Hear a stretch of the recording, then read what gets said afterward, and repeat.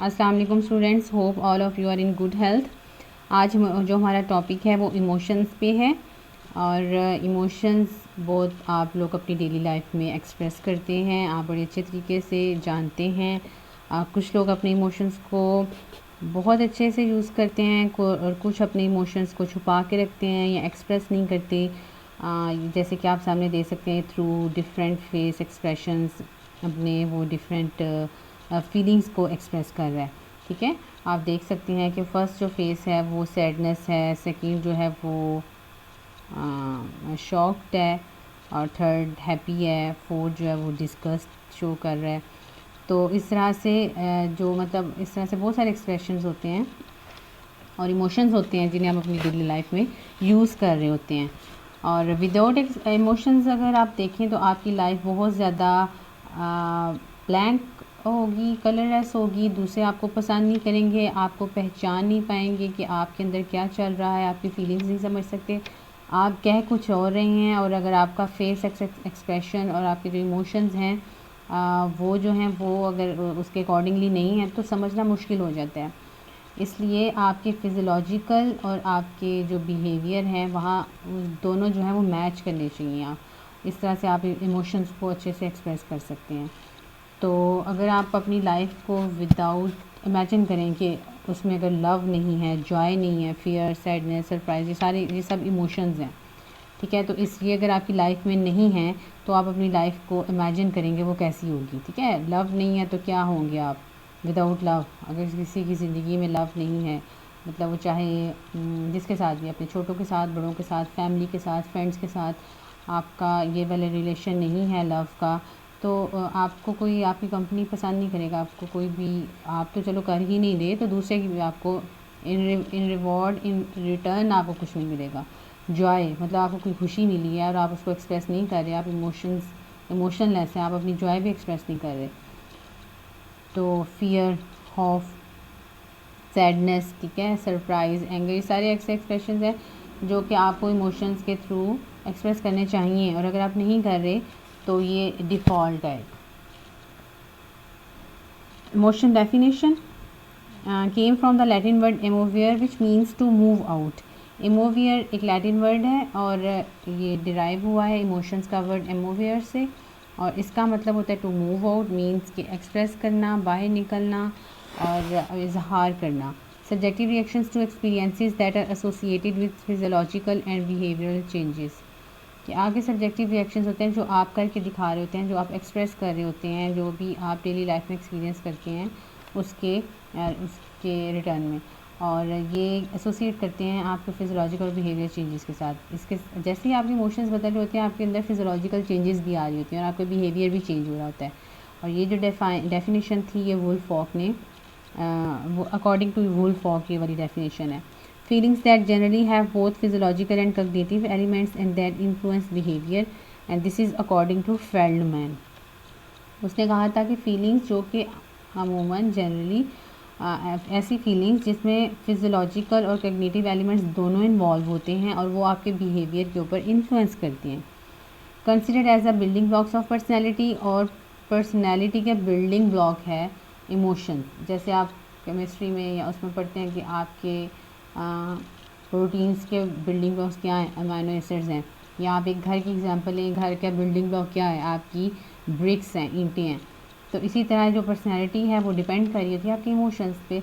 अगर आपकी personality emotions बहुत अच्छे हैं, बड़े अच्छे से एक्सप्रेस करते हैं, और फिर आपकी पर्सनैलिटी बहुत अच्छी होगी और वेल डिफाइंड पर्सनैलिटी इसको हम कह सकते हैं।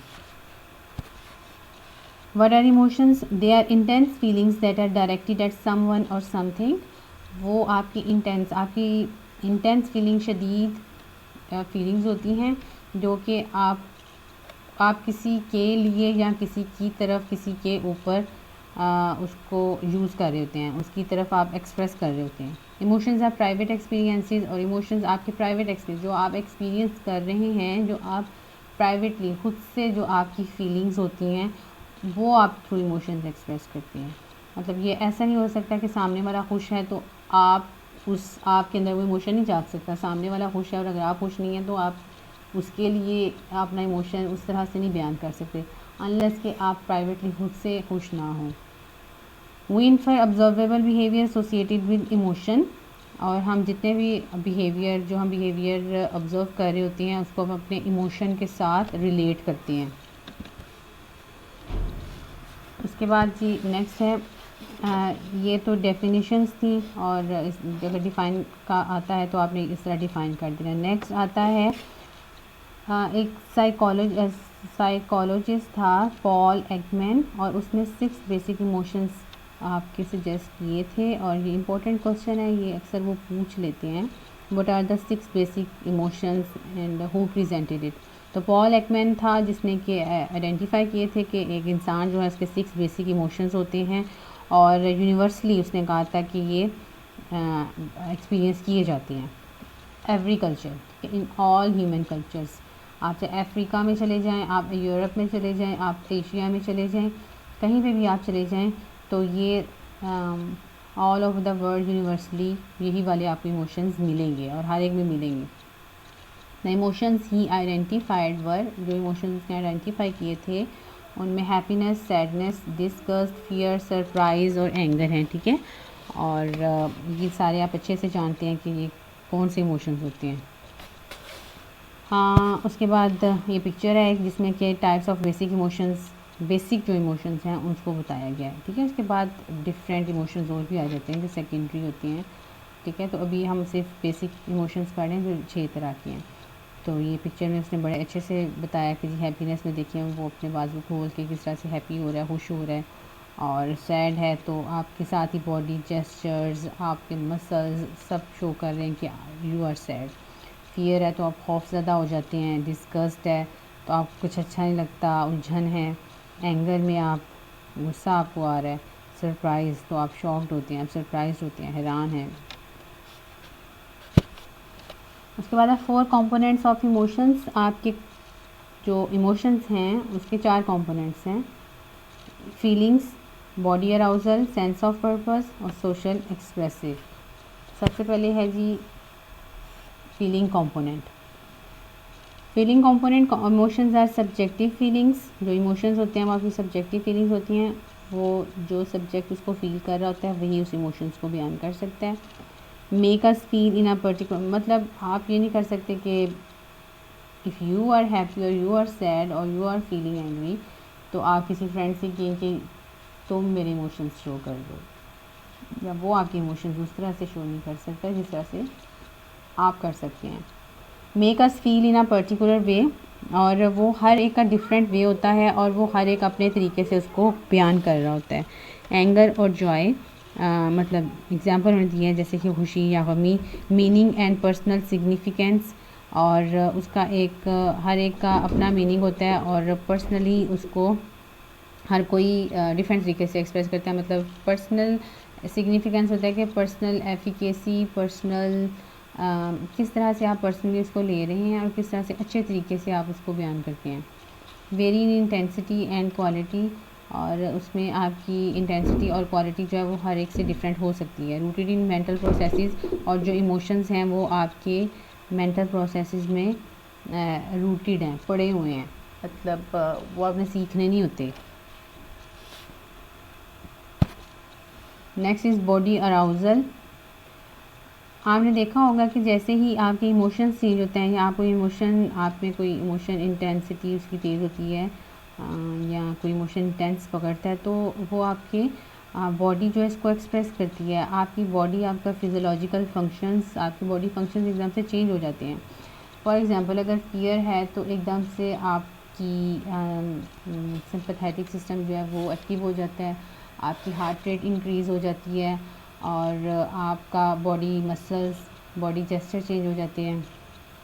इसी तरह अगर एंगर है और तो फिर आप क्या करते हैं, अपनी जो फेस हैं, मुट्ठियाँ जो हैं वो उनको आप एकदम से टाइट कर लेते हैं, आपके जो क्लेंच कर लेते हैं, आप अपने टीथ को, दांत आप दबा लेते हैं, और आपके ये जो मतलब डिफरेंट आप गुस्से में आपको पता है आपका कलर चेंज हो जाता है, दूसरा जो है समझ आता है कि इसको गुस्सा आ रहा है।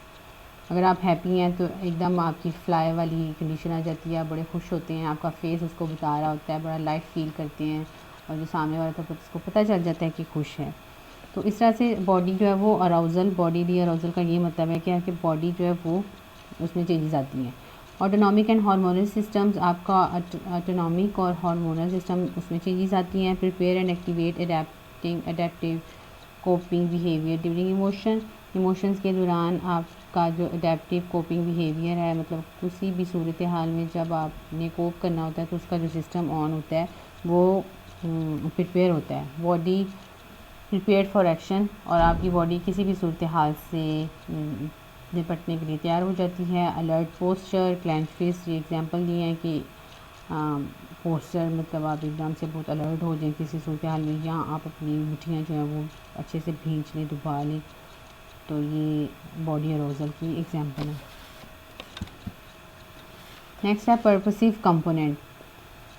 पर्पसिव कंपोनेंट है give emotion it's goal directed force. जो इमोशंस हैं वो आपको किसी सिमत या कोई एक डायरेक्शन देते हैं, आप में फोर्स पैदा करते हैं कि आपने कोई काम करना है। अनलेस आप इमोशंस अगर नहीं जागते तो आप कोई भी काम उस एफिकेसी के साथ नहीं कर सकते। मोटिवेशन टू टेक एक्शन, आपके अंदर मोटिवेशन पैदा होता है कोई भी काम शुरू करने के लिए, कोई एक्शन लेने के लिए। Cope with emotion causing circumstances, और आप जो इमोशंस की वजह से जितने भी सर्कमस्टांसेस पैदा हो रही हैं उसके साथ आप कोप कर सकते हैं। Why people benefit from emotions, और जो लोग हैं वो इमोशंस से कैसे फ़ायदा हासिल करते हैं। सोशल एंड एवोल्यूशनरी एडवांटेज, और इसका सोशल मतलब मुआशरती और एवोल्यूशनरी एडवांटेज इसका आपको हासिल होते हैं through emotions.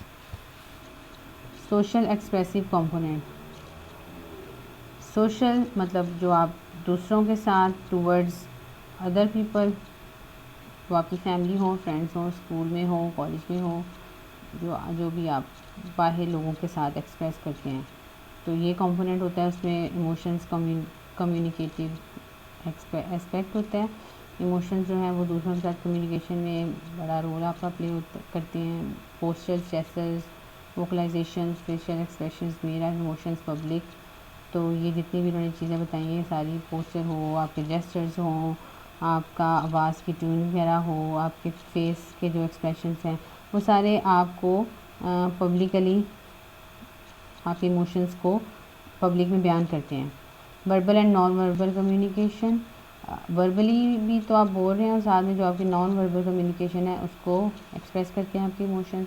Help us interpret the situation, और जो हमारी जिस भी हम सिचुएशन में होते हैं उसको इंटरप्रेट करने में, उसको बयान करने में हमारे लिए आसानी पैदा करते हैं emotions. How persons reacts to event, किस तरह से किसी भी इवेंट के रिएक्शन में इंसान जिस तरह से बिहेव करता है वो आपका सोशल एक्सप्रेसिव कंपोनेंट में आता है। अब ये उन्होंने डिफरेंट पर्सनैलिटीज़ का बताया हुआ है कि वो उन्होंने उनके डिफरेंट कोई एक्सप्रेशन लेके तो आपको बताया है कि फेशियल एक्सप्रेशंस कन्वे इमोशंस। किसी भी सीट पे हो, कोई कैसा भी हो, कुछ बूढ़ा है, छोटा है, बड़ा है, कोई अमीर है, गरीब है, या कोई बहुत ताकतवर है, कोई स्ट्रॉन्ग है, कोई किसी सीट पे है या कोई बहुत कमज़ोर है, एक्सप्रेशन सबके सेम होंगे।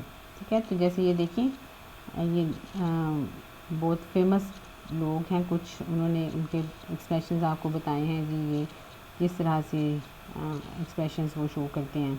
तो इसमें एक्सप्रेशंस तो सबकी एक जैसी होती हैं, तो उन्होंने उनके फेशियल एक्सप्रेशंस बताए हैं कि इतनी सारी, ये देख रहे हैं आप, हर एक का कितनी डिफरेंट टाइप्स हैं। इसमें प्राइमरी भी होंगे, सेकेंडरी भी होंगे, बेसिक इमोशंस भी होंगे, सारे मिले जुले। आगे आ जाए categories of emotions. Emotions are divided into 2 categories, और इमोशंस को हम 2 कैटेगरीज में डिवाइड करते हैं। प्राइमरी इमोशंस होते हैं और एक सेकेंडरी इमोशंस होते हैं। Primary emotions types are the one triggered in response to an event. Prime emotions वो हैं, कोई आप इवेंट, अगर कोई भी आप कुछ देखते हैं तो उसके रिस्पॉन्स में जो आप ट्रिगर्ड होते हैं, ठीक है, और आपके इमोशंस आप जो एक्सप्रेस करते हैं वो प्राइमरी इमोशंस हैं। उसकी एग्जांपल्स हैं love, Joy, anger, sadness, surprise और फियर। ये आपके प्राइम इमोशंस हैं, और ये आपने देखा होगा कि सभी और डेली लाइफ में इनमें से कोई ना कोई ऐसे होते हैं जो आप डेली लाइफ में एक्सप्रेस कर रहे हैं। सेकेंडरी इमोशंस होते हैं, if we experience fear the secondary emotions would be feel threaten और फील एंगर। तो अगर आप कोई एक्सप्रेशन जैसे कि ये फियर जो है ये प्राइमरी रिएक्शन है, प्राइमरी इमोशन है, तो सेकेंडरी इमोशंस क्या होंगे कि आप फिर खौफ फील करते हैं या उस कंडीशन में आप एकदम से गुस्से में आ जाएं, ठीक है। तो डिपेंड करता है आपने क्या एक्सपीरियंस किया है, किस तरह से एक्सपीरियंस किया है। तो जो आपने फर्स्ट प्राइमरी इमोशन लिया है उसके रिएक्शन में जो आपने शो किया है वो आपके सेकेंडरी इमोशंस होंगे। फॉर एग्ज़ाम्पल पेशन है, ऑप्टिमिज़म है, इरिटेशन, डिस्गस्ट, शेम, नर्वसनेस, ये आपके सेकेंडरी इमोशन है। मींस कि आपने इन केस अगर आपको फियर है, आपके एग्ज़ाम्स जो हैं वो आपके करीब हैं और आपको बहुत खौफ है कि मेरे एग्ज़ाम्स कैसे होंगे, या मैं पास होऊंगा या पता नहीं क्या होगा, मेरी परसेंटेज कैसी आएगी, तो आप क्या करते हैं कि आप उसके रिज़ल्ट में आपके अंदर एक पैशन पैदा होता है, तो वो आपका सेकेंडरी इमोशन होता है। ऑप्टिमिज़म भी ऐसी है कि आप बहुत ज़्यादा सैड हैं या आप किसी चीज़ से बहुत ज़्यादा आपको, जैसे आपका रिज़ल्ट अच्छा नहीं आया तो आपने उसके रिस्पॉन्स में फिर ऑप्टिमिस्ट हो जाते हैं, आपके अंदर और ज़्यादा कुछ करने की सलाहियत पैदा होती है और आप सोचते हैं कि मैंने अब इसको और ज़्यादा अच्छे से करना है। इरिटेशन, कोई आपको डिस्टर्ब कर रहा है या आप किसी से एंग्री हैं तो आप, वो प्राइमरी इमोशन है और उसके बदले में आपके अंदर इरिटेशन पैदा होती है, आपको उलझन होती है, आप वो कंपनी पसंद नहीं करते या उस इंसान को पसंद नहीं करते। तो ये इस तरह ये सारे जो हैं ये सेकेंडरी इमोशन है कि जो प्राइमरी इमोशंस के बाद आपके अंदर पैदा होते हैं या उसके रिस्पॉन्स में पैदा होते हैं। वैरायटी ऑफ इमोशंस की वैरायटी है, पॉजिटिव ह्यूमन इमोशंस और नेगेटिव ह्यूमन इमोशंस। ये भी बहुत इजी है, आपको पता है कि इंसान के अंदर कुछ ऐसे इमोशंस होते हैं जिसको आप पॉजिटिव लेते हैं, कुछ ऐसे इमोशंस होते हैं जिनको आप नेगेटिव लेते हैं। Positive emotions that lead one to feel good about one self with lead to an emotionally happy and satisfied result. Emotions, positive emotions वो होते हैं जो कि एक इंसान को अच्छा अपने बारे में अच्छा फील करवाते हैं और वो इंसान बड़ा सेटिस्फाई होता है, खुश रहता है, ठीक है। और अगर जो खुश रहता है और सेटिस्फाई होता है वो अल्टीमेटली दूसरों के लिए भी खुशी फील करता है और दूसरों के लिए भी अच्छा फील करता है। तो ये जो आपके पॉजिटिव इमोशंस हैं। और एक आपके होते हैं, उसकी एग्जांपल आप ले लें, होपफुल, कॉन्फिडेंट, पीसफुल। जैसे ये सारे आपके पॉजिटिव इमोशन में आते हैं कि आप बहुत पुरुमीद हों, आप बहुत कॉन्फिडेंट हों और आप बहुत पीसफुल हों, ठीक है। तो ये आपके पॉजिटिव इमोशंस हैं। कुछ और हैं, pride, hope, empathy, happiness, euphoria, Joy और ग्रैटिट्यूड, ये सारे आपके पॉजिटिव इमोशंस में आते हैं। तो अगर ये वाले आपके अंदर इमोशन हैं तो इट मीन्स या ज़्यादा हैं और आप अक्सर इनको फील करते हैं, it means you are a positive, you have a positive personality और आप एक अच्छे इंसान हैं। Negative emotions sap your energy and undermine your effectiveness. अच्छा, नेगेटिव इमोशंस तो एक इंसान में चलो आ जाते हैं लेकिन उसका उल्टा उसे नुकसान हो जाता है क्योंकि आपकी वो एनर्जी को ले रहे होते हैं और आपकी एनर्जी वेस्ट हो रही होती है और आपकी एफिकेसी पे बहुत ज़्यादा वो असरअंदाज होते हैं, आपकी एफिकेसी जो है वो कम हो जाती है क्योंकि आपकी एनर्जी जो है वो वेस्ट हो रही होती है, आप गलत सोच की तरफ आपका ध्यान होता है। In the negative emotional state you find the lack of desire to do anything. और नेगेटिव आपके अंदर जब भी नेगेटिव इमोशनल स्टेट आती है, फॉर एग्ज़ाम्पल आपको बहुत ज़्यादा गुस्सा आ रहा है तो आप किसी भी चीज़ पे फोकस नहीं कर पाते। आप अगर आप पढ़ाई कर रहे हैं या आप कहीं पे कोई काम करते हैं, जॉब करते हैं, तो आप वो इतने अच्छे से आप अपना टास्क जो है वो नहीं कंप्लीट नहीं कर सकेंगे और फिर आपके अंदर वो एक उसको जो डिज़ायर होती है ख़त्म करने की, काम को निपटाने की या उसको अच्छे से करने की, वो ख़त्म हो जाती है और आपका जो इमोशन है वो आपको, नेगेटिव इमोशन जो है वो आपको डिस्ट्रक्शन की तरफ लेके जा रहा होता है। इसलिए जितना भी हो सकता है नेगेटिव इमोशन से खुद को अवॉइड करना चाहिए। इन केस अगर ज़िंदगी में कभी नेगेटिव चीज़ें आ भी जाती हैं तो उसको एक तरफ करके आपको आगे बढ़ने की कोशिश करनी चाहिए, क्योंकि उसका रिज़ल्ट आपके लिए ही बुरा है। आपकी पर्सनैलिटी, आपकी एनर्जीज़ जो हैं वो वेस्ट हो रही होती हैं और किसी दूसरे का कोई नुकसान नहीं हो रहा था। Some of the negative emotions are exhausted, panic, obnoxious. ठीक है, तो आप एग्जॉस्ट हो जाते हैं, बहुत जल्दी गुस्सा में आ जाएं और ऑब्नोशियस मतलब आप किसी के लिए अच्छा, आप अनप्लेजेंट होते हैं, आप अच्छा फील नहीं करते, आपको कोई खुशी नहीं होती। तो इसमें और जो है वो एग्जांपल है jealousy, doubt, envy, despair, depression, sadness, guilt, grief, fear, shame, sadness, frustration. ये आपको पता है, ये आपको सारे इमोशंस का ये सारे वर्ड्स आप अच्छे से जानते हैं और ये आप फील भी करते हैं अक्सर। लेकिन एज अ ह्यूमन बीइंग ये सारे इमोशंस इंसान के अंदर होते हैं और जब आपके साथ कोई नेगेटिव इवेंट आता है तो आप ये फील भी करते हैं। लेकिन इसको फील सिर्फ इतना सा करना चाहिए कि आपकी पर्सनैलिटी या आपकी जो हेल्थ है उसके लिए ये इतने ज़्यादा नुकसान ना करें।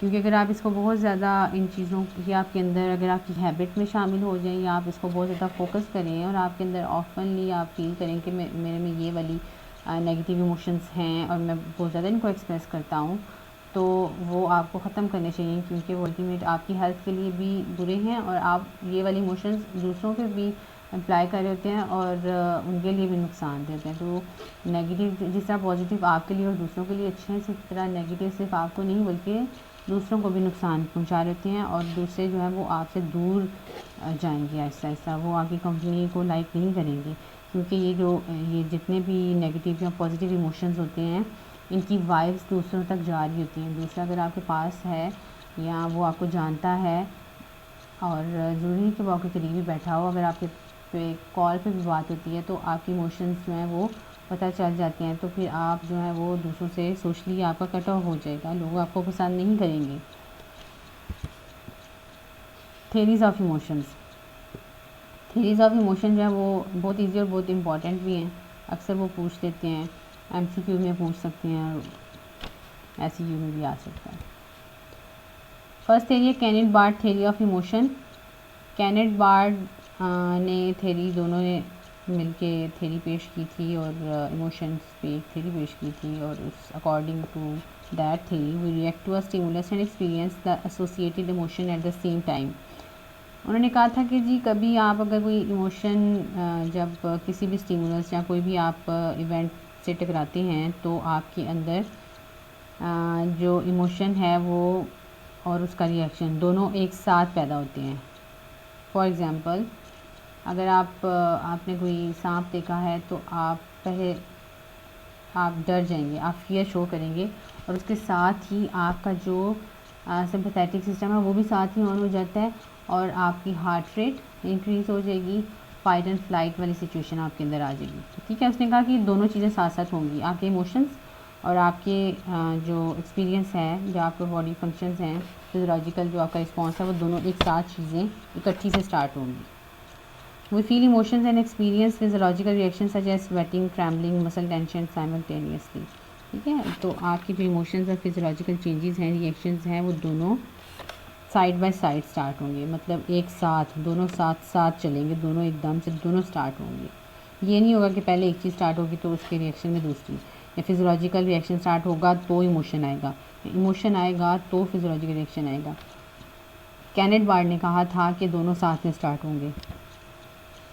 Cannon and later another psychologist Philip Ward conclude that body arousal and emotion, और ये आपने याद रखना, कैनन और जो बार्ड थे, फिलिप बार्ड, तो दो साइकोलॉजिस्ट हैं और अगर आपसे पूछ लिया जाता है कि किसने पेश की तो ये दो हैं, कैनन अलग है और बार्ड अलग है। और उन्होंने कहा था कि जो बॉडी अराउजल और इमोशनल एक्सपीरियंस हैं दे विल अकर साइमल्टेनियसली, दोनों साथ होंगे, एक साथ होंगे। बस इतनी सी बात कैनेट बार्ड में याद रखनी है। और ये एग्जांपल बड़े अच्छे से बता रही है कि if you ever experience any such accident, जैसे कि उसने बेयर को देखा है या आपने कभी सांप को देखा हो, बल्कि अभी तो जो गर्ल्स हैं वो अक्सर छिपकली और कॉकरोच को देख के भी उनका ये रिएक्शन होता है, ऐसे ही उनका ये जो है मुँह खुल जाता है, तो ऐसे ही उनका एक्सपीरियंसेस आती हैं, बॉडी फंक्शन उनकी ऐसी चेंज होती है। तो लेकिन हेयर बेयर तो सच में डराने वाली चीज़ है। वो बेयर को देखिए, वो कितना खौफनाक एंग्री बेयर है। तो उसके रिएक्शन में वो जो मैन है, आदमी है, उसका फेयर आया है। और साथ में ही देखिए साइड बाय साइड दोनों चीज़ें चल रही हैं, heart pounding, trembling, sweating, running away, ये सारी चीज़ें भी साथ में स्टार्ट हो जाएंगी। तो दोनों साइड बाय साइड चले हैं। ये नीचे जो आपके साइकोलॉजिस्ट हैं उनकी पिक्चर उन्होंने बताई है, कैनन ये थे और बार्ड ये थे, इन्होंने आपकी ये थ्योरी डिस्क्राइब की थी। For example, I see a snake, I am afraid, I begin to tremble. अब वो कहते हैं कि मैंने एक सांप देखा, मैं खौफज़दा हुआ और मैं कांपना स्टार्ट हो गया। तो ये दोनों चीज़ें साथ में हुई। James Lange's theory of emotion. तो जी ये इमोशंस की थ्योरी है।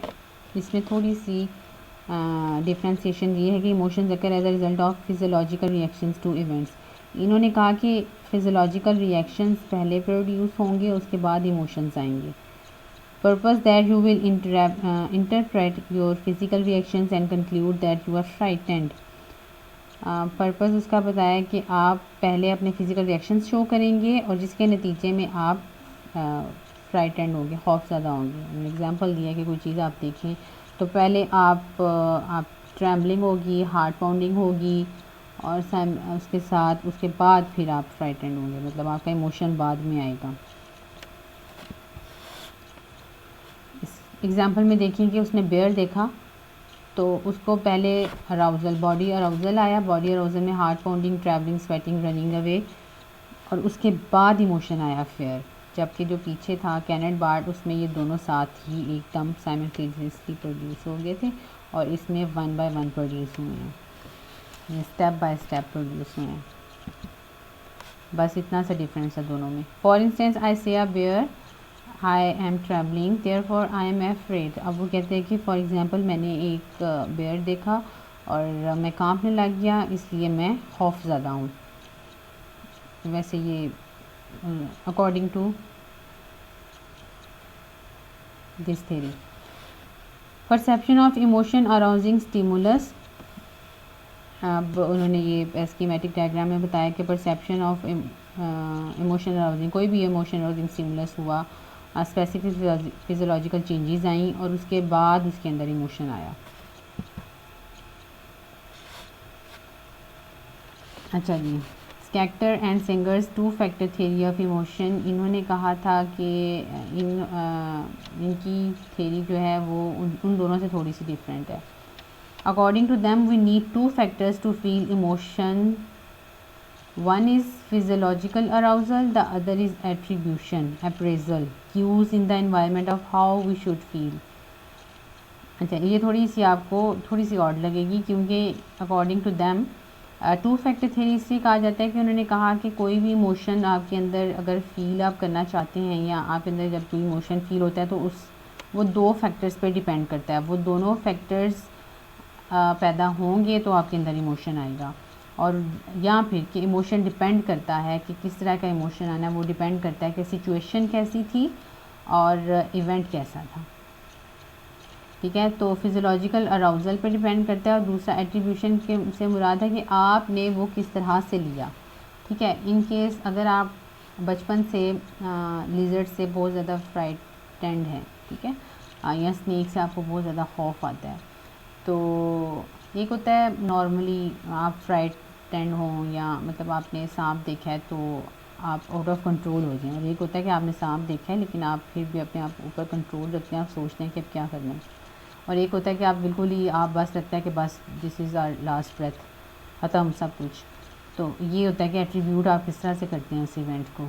तो अगर आप ऐसे हैं जो बहुत ज़्यादा उसको ऐसे लेते हैं कि बस अब तो सब कुछ ख़त्म हो गया है, तो आपके अंदर इंटेंस फियर आ जाएगा।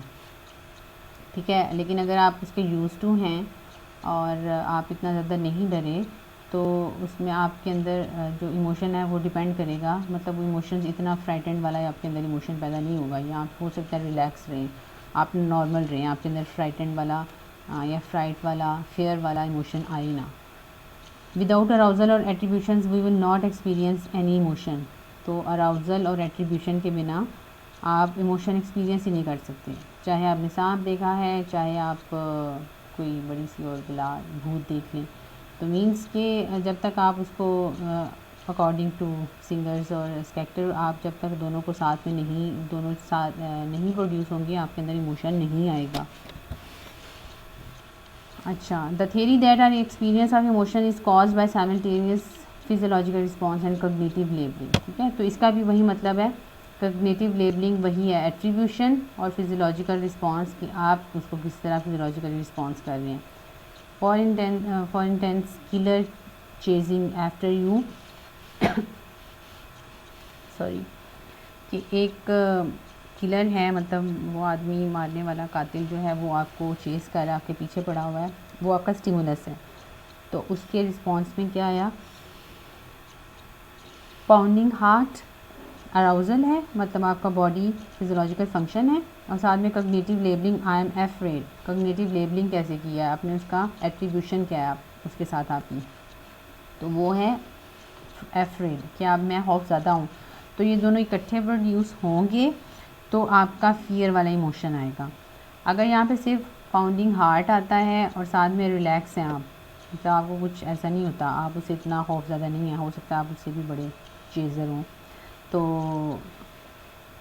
क्या होगा, आप एफ्रेड नहीं हैं तो आपके अंदर फियर वाला इमोशन नहीं आएगा। ठीक है, मतलब आपको वो चेज़ कर रहा है और आपका दिल धड़का, लेकिन आपने इतना ज़्यादा परेशान नहीं हुए, तो फियर वाला इमोशन नहीं आएगा। फियर वाला इमोशन आने के लिए according to this theory, physiological function, your arousal and your cognitive level should be like this, which have been shown in the picture। ठीक है, तो combines the two previous theories and adds cognition, के दोनों को previous जो theories हैं उनको मिलाते हैं और वो फिर आपकी जो आपने पीछे थेरीज़ पढ़ी हैं उनको मिला के ये बनती हैं ओवरऑल। ठीक है, वो तो बारी बारी बता रहे थे ना, एक ने कहा कि इकट्ठी शुरू हो जाती है, एक ने कहा कि वो टर्न बाय टर्न स्टार्ट होगा, तो इसने कहा कि दोनों स्टार्ट होने के बाद तीसरी चीज़ आएगी। A stimulus causes your body response and cognition simultaneously, which then causes our emotion। ठीक है, तो वही बात उन्होंने दोबारा रिपीट की है, biology and cognition interact to enhance the experience. ठीक है, आपकी बायोलॉजी मीन्स आपका जो अराउजल है, और कॉग्निशन आपका जो एट्रीब्यूशन है, जो आपकी सोच है या किस तरह से उस चीज़ को इवेंट को लेते हैं, वो डिपेंड कर रहा होता है कि आपके अंदर कौन सा इमोशन प्रोड्यूस होगा। अप्रेजल थियरी, इसको अप्रेजल थियरी भी कहा जाता है। Appraisal theory is the theory, क्योंकि उसमें आप अप्रेजल, आपके अप्रेजल पे डिपेंड कर रहा है कि आपके अंदर कौन सा इमोशन आएगा या आप उसके इवेंट को किस तरह से लेते हैं। In psychology that emotions are extracted from our evaluations, appraisal और estimates of events that cause specific reactions in different people.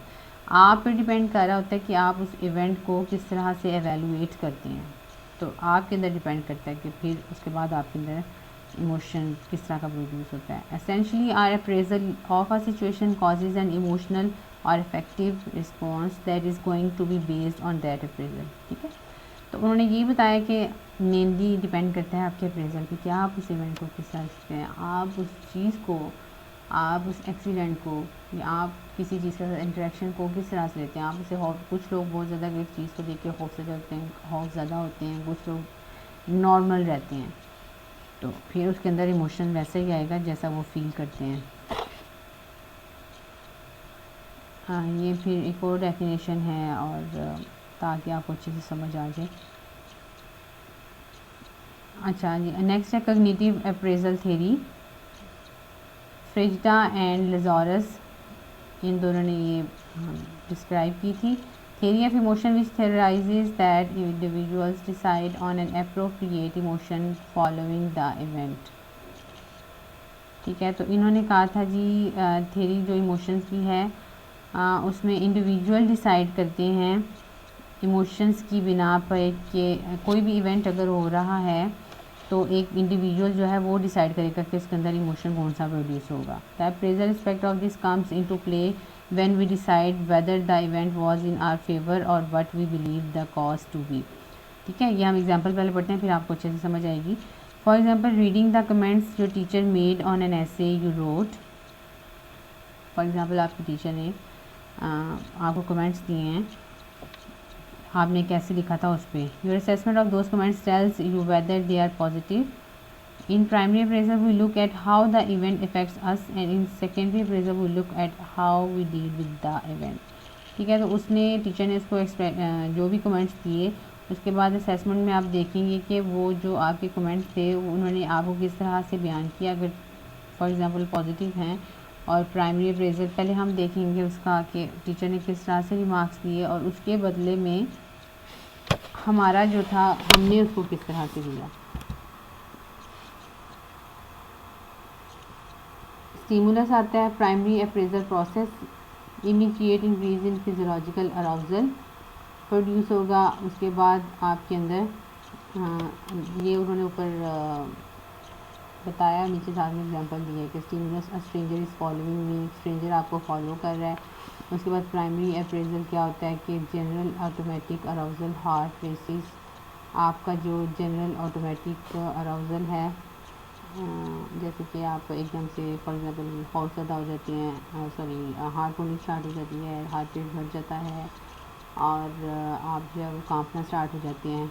उसके बाद सेकेंडरी अप्रेजल आता है, why do I feel like this, I must be in danger. तो कहते हैं ऐसा क्यों फील कर रहा हूँ, मुझे लगता है कि बहुत खतरे की बात है बहुत ज़्यादा। तो फिर आपके अंदर फियर आएगा।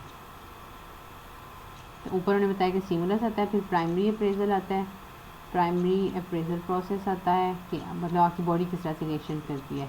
उसके बाद आपके अंदर सेकेंडरी अप्रेजल प्रोसेस आता है कि आप उसको किस तरह से लेते हैं। या फॉर एग्ज़ाम्पल आपकी मेमोरी में या आपने हो सकता है पहले उस इवेंट को इंसिडेंट से गुजरे हो और आपका वो एक्सपीरियंस कैसा रहा था वो डिपेंड करता है आज के इमोशन पे। तो अगर मैं आज बहुत ज़्यादा हुई तो हो सकता है बचपन में मुझे किसी सांप ने काटा हो तो आज भी मैं सांप को देख कर आउट ऑफ कंट्रोल हो जाती हूँ और बहुत ज़्यादा खौफज़दा हो जाती हूँ। और अगर किसी का सांप के साथ ऐसा कोई इवेंट पेश नहीं आया और बल्कि आप के फॉर एग्ज़ाम्पल कोई रिलेटिव थे, उन्होंने घर में जो स्नेक्स हैं उनको रखा हुआ था और आपके साथ कोई ऐसा बैड हैपनिंग नहीं हुई, तो आप क्या करेंगे, आप नॉर्मल लेंगे उस चीज़ को। आप सांप को देख के इतना ज़्यादा घबराएंगे नहीं, डरेंगे नहीं, क्योंकि आपने रूटीन में काफ़ी दफ़ा सांप देखा होगा, हो सकता है कभी आपने पकड़ा भी हो। तो फिर आप उस तरह से खौफज़दा नहीं होंगे जिस तरह से एक वो बंदा जिसके साथ बहुत बुरा एक्सीडेंट पेश आया था।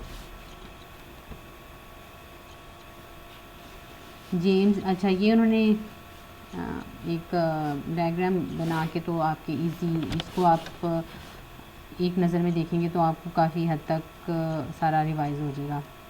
तो पहली में आपने पढ़ा जेम्स लेंज में कि आपकी स्टिमुलस आता है, उसके बाद अराउजल और देन इमोशन प्रोड्यूस होता है। सेकंड में आपका स्टिमुलस के साथ दोनों स्टार्ट कैनेट बार्ड में अराउजल इमोशन साथ साथ साइमल्टेनियसली स्टार्ट होते हैं। थर्ड में आपने देखा स्टिमुलस को देखने के बाद या आपके साथ कोई इवेंट पेश आता है तो उसके बाद अराउजल बॉडी जो आपकी फिजियोलॉजिकल चेंजेस हैं वो होती हैं। उसके बाद appraisal and then emotion, arousal and appraisal depends emotion depends on your arousal and appraisal. तो ये दोनों चीज़ें होंगी तो उसके बाद आपका इमोशन प्रोड्यूस होगा। एलेजोरस वाले में आपने देखा कि स्टिमुलस देन अप्रेजल कि आप उस इवेंट को किस तरह से लेते हैं और उसके बाद आपके अंदर अराउजल और इमोशन आएगा। ठीक है, अराउजल कि आपका बॉडी डिपेंड करता है लास्ट वाले में कि आप उस एक्सीडेंट को किस तरह से लेते हैं। ठीक है, जो मैंने आपको स्नेक वाली एग्जांपल दी कि आपका बड़ा अच्छा एक्सपीरियंस रहा, आपने सांप बहुत दफ़ा देखे हुए हैं, किसी के घर में आप अक्सर जाते थे तो उनके घर सांप थे और उसने आपको पकड़ाया हुआ है, आपने पकड़ा हुआ है, तो वो आपका एक्सपीरियंस अच्छा है। तो आपका अप्रेजल आप उसको एट्रीब्यूट करते हैं एक नॉर्मल चीज़ के साथ, तो वो फिर उसके बाद क्या होगा, आपका हार्ट पाउंडिंग, हार्ट रेट और वो इस तरह से अराउजल में इंक्रीज़ नहीं होगा और इमोशन भी आपका इतना फेयरफुल नहीं होगा। ठीक है, तो ये बस आगे पीछे आपने अल्फाज को करना है। ऑलमोस्ट जो थीरीज़ हैं वो सेम हैं, बहुत ईजी है, एक अच्छी तरह से एक दफ़ा देख लें तो आपको बहुत अच्छे से आ जाएंगे।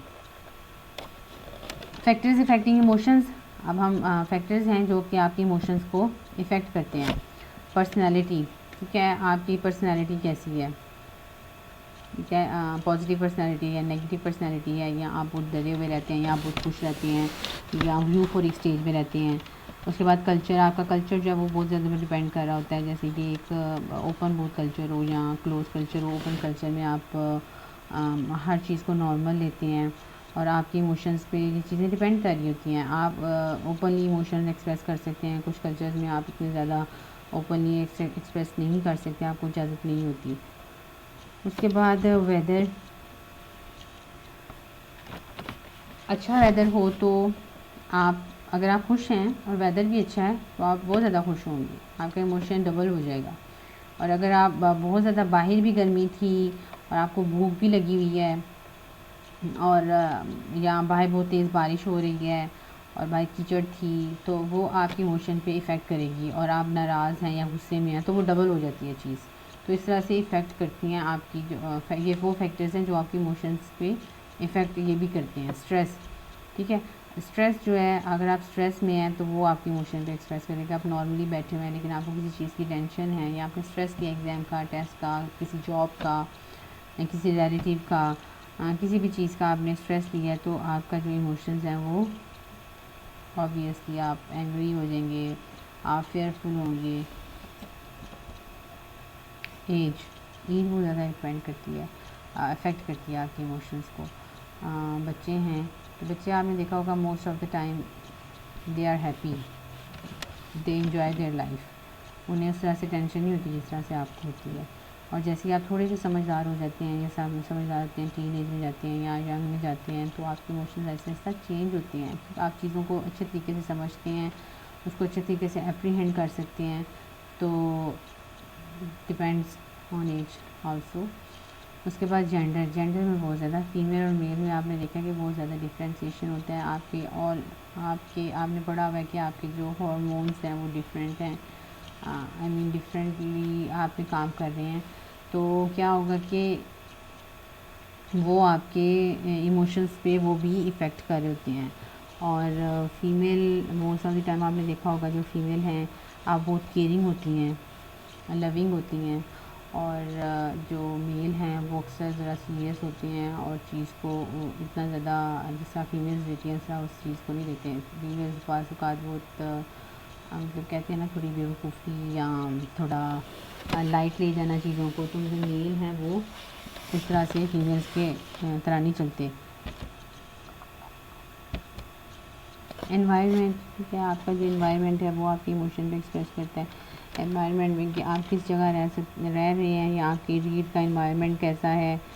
और वो आपके मतलब आप अगर किसी तंग जगह पे रह रहे हैं और एनवायरनमेंट तंग है तो आपका इमोशन उस पर, आपके इमोशंस जो हैं वो उस पर डिपेंड करते हैं। और आप अगर किसी बड़ी अच्छी साफ़ सुथरी खुली जगह पे रहते हैं तो भी आपके इमोशंस जो हैं वो उसको एक्सप्रेस करेंगे। मैरिटल रिलेशन, ठीक है, आपका जो रिलेशन होता है, इमोशंस इफ़ेक्ट होते हैं आपके मैरिटल रिलेशन से, ठीक है। तो अच्छा है जिसे आपके रिलेशन जो है, मैरिटल रिलेशंस बहुत अच्छे हैं तो आपके इमोशंस जो हैं वो अच्छे होंगे। अगर आप मोस्ट ऑफ द टाइम जो रिलेशन है वो ख़राब रहता है, लड़ाई रहती है या एक दूसरे से खुश नहीं है, तो आपके इमोशंस जो हैं वो मोस्ट ऑफ द टाइम खुश होने के बावजूद भी आपके अंदर वो आप सैड फील करेंगे और आप उस तरह से इंजॉय नहीं कर सकते लाइफ को। ऑर्गेनाइजेशन, आपकी ऑर्गेनाइजेशन ये बहुत बड़ा रोल प्ले करती है। जहाँ पे आप जॉब करते हैं या जहाँ आप पढ़ने जाते हैं, वो आपकी, अगर वहाँ का स्टाफ, आपके कलीग्स, आपके फ्रेंड्स अच्छे हैं तो आपके इमोशंस जो हैं वो काफ़ी बेहतर होंगे। और ज़रूरी नहीं कि वो आपको हंसाते रहें या वो कुछ दे रहे हैं तो ही आप खुश हैं। वैसे ही अगर वो आपको पता है कि वो केयरिंग है, आप सारे एक दूसरे के साथ अच्छा है आपका बिहेवियर, तो आप सेटिस्फाई होंगे। अदरवाइज़ आप ऑर्गेनाइजेशन ही अच्छी नहीं है जहाँ पे आप रोज़ काम करते हैं तो आप मोस्ट ऑफ द टाइम आप बहुत ग्लूमी फील करेंगे। सोशल, आपका सोशल सर्कल कैसा है, आप सोशली कैसे हैं और आप जहाँ पे रह रहे हैं आपके इर्द गिर्द के लोग कैसे हैं, वो भी आपके इमोशंस पे अफेक्ट करते हैं। जैसे आप कभी कहीं सैर करने चले जाएं और किसी ऐसी जगह पे जाएं, जैसे आप पहाड़ों की तरफ जाते हैं तो वो बड़ी ओपन ग्रीनरी और उन सारी चीज़ों को देख के आप बड़ा अच्छा फील करते हैं। मतलब कोई आपको लतीफ़े नहीं सुना रहा होता या कोई आपको तोहफ़ नहीं दे रहा होता, आपको गिफ्ट्स नहीं मिल रहे होते, लेकिन आप वैसे ऑटोमेटिकली आपकी इमोशंस पे अच्छा इफ़ेक्ट पड़ रहा होता है, आप खुश हो रहे होते हैं। उसके उल्ट अगर आप किसी ऐसी जगह पे चले जाएं जो मतलब बहुत ज़्यादा रशी हो फॉर एग्ज़ाम्पल आप किसी फैसलाबाद या किसी ऐसी जगह पे जाएं तो वहाँ मार्केट्स की तरफ या कराची जाएं तो वो आपको सिटी में मेन सिटी की बात करें वहाँ जाएं तो आप एकदम से मतलब आपको फील होता है कि व्हाट इज़ दिस, कितना रश है, कितनी कंजस्टेड है हर चीज़, तो आप थोड़ा घुटन फील करते हैं। ठीक है, तो ये नहीं होता कि कोई आपको आके नाराज़ कर रहा है या आपके साथ कोई बुरा सलूक कर रहा है, लेकिन सोशली आप देख रहे होते हैं। Emotional intelligence. इमोशनल इंटेलिजेंस एक छोटा सा टॉपिक है और ये बयान करता है कि आप किस तरह से इमोशन को परसीव करते हैं, कंट्रोल करते हैं या एवेलुएट, मतलब आपकी उसमें क्या कमाल है, आपकी एफिकेसी कितनी है इमोशंस को समझने की, उसको एक्सपीरियंस करने की, दूसरे के इमोशंस को एवेलुएट करने की। तो इमोशनल इंटेलिजेंस में हम ये सारी चीज़ें देखते हैं।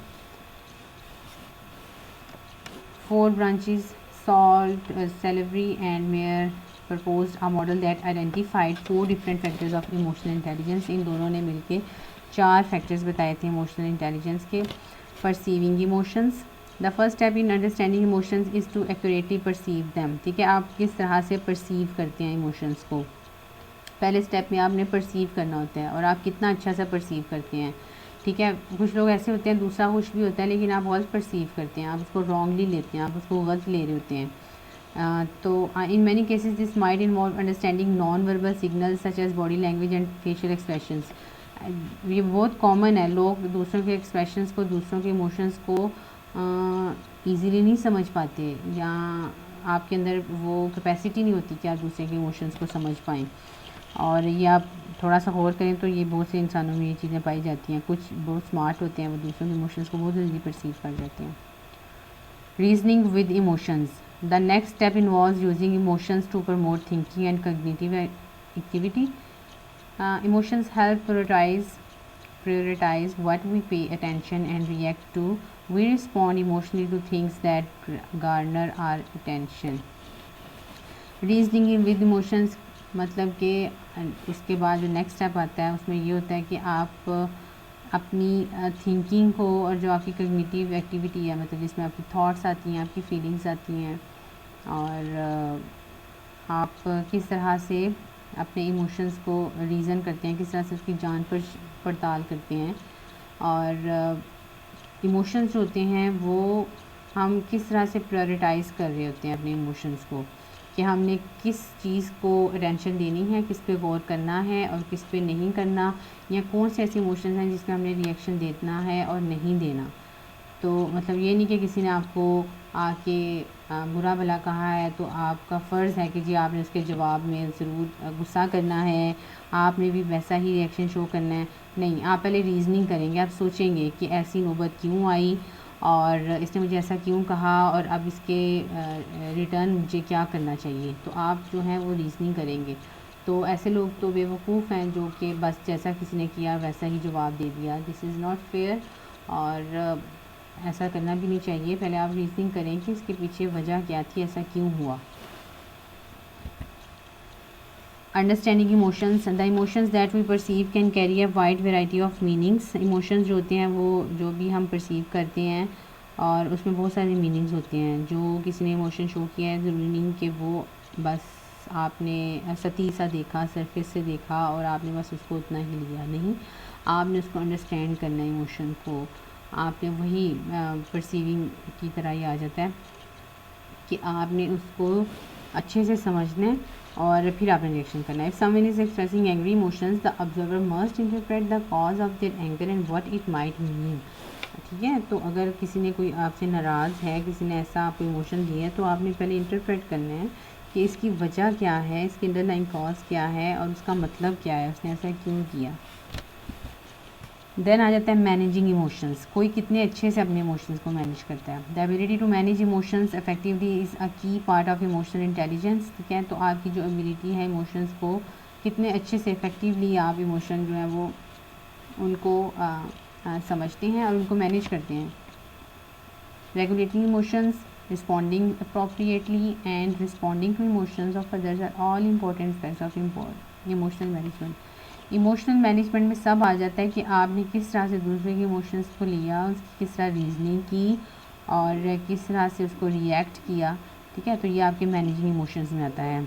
और रिकॉग्नाइजिंग, अंडरस्टैंडिंग, लेबलिंग, ये रूलर उन्होंने एक निमोनिक बताया है जिसमें कि इमोशन का, मैनेजिंग इमोशन का आपको निमोनिक दिया है, आप इसको याद कर सकते हैं अच्छे से। और व्हाट हैव वी लर्न, तो इस सारे में बस वो क्वेश्चन आपसे कर रहे हैं कि हमने आज क्या पढ़ा है, क्या सीखा है। बहुत इंपॉर्टेंट, बहुत अच्छा ये लेक्चर है, इसको अच्छे से याद करें और इंशाल्लाह फिर इसको हम नेक्स्ट टाइम कोई नए टॉपिक के साथ फिर इसको आगे बढ़ाएंगे। अभी तक के लिए आप इसको अच्छे से प्रिपेयर करें, ठीक है। Thank you so much, take care.